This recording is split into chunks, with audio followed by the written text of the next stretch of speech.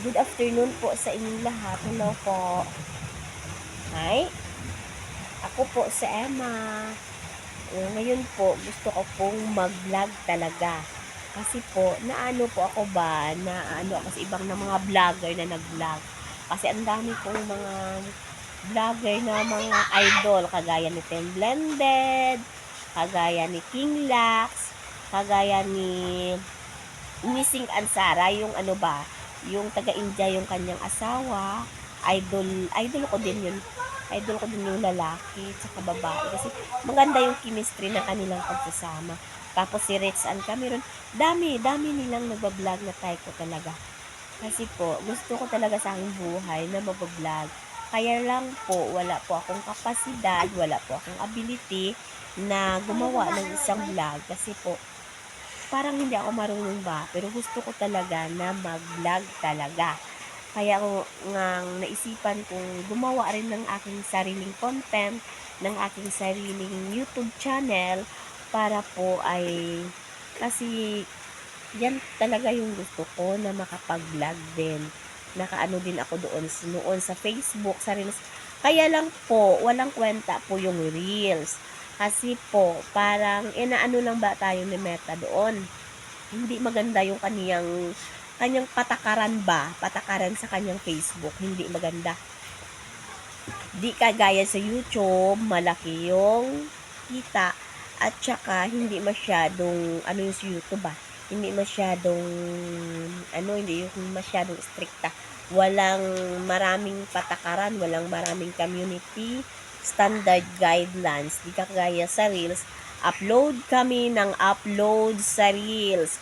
Maraming nilaan naming oras sa Reels. Maraming nilaan naming oras sa Reels, pero walang talagang kwenta kasi po yung aming dashboard, kung hindi ka makapag-upload ngayon na araw, halimbawa 2 araw hindi ka makapag-upload, no, yung sa Reels, yung dashboard mo namumula yung dashboard mo. Tsaka yung sa Starbucks, ang daming binabato sa'yo na star dun sa Reels. Pero pagdating, halimbawa, binabatuhan ka ng maraming star, ang ano doon, konti lang yung marireceive mo. Saka earnings pa yun na, earnings. Hindi mo sa mawi-withdraw doon sa Reels. Kapag hindi mo yun maaano sa Reels, kapag hindi yun makaabot ng $25. Di kagaya sa YouTube, hindi maraming, ang YouTube, maganda yung patakaran. Di kagaya sa Reels na, konting ano mo lang, ihi ka lang, kakain ka lang, pagbalik mo, restricted ka kaagad. Parang, alam nyo, ang dami-dami nag-aano sa Reels ang daming nagre-reklamo doon ba sa Reels, ang daming reklamo.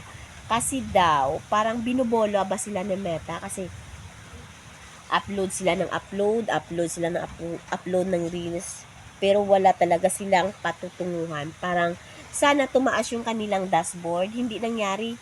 Ang nangyari, bumaba yung kanilang dashboard.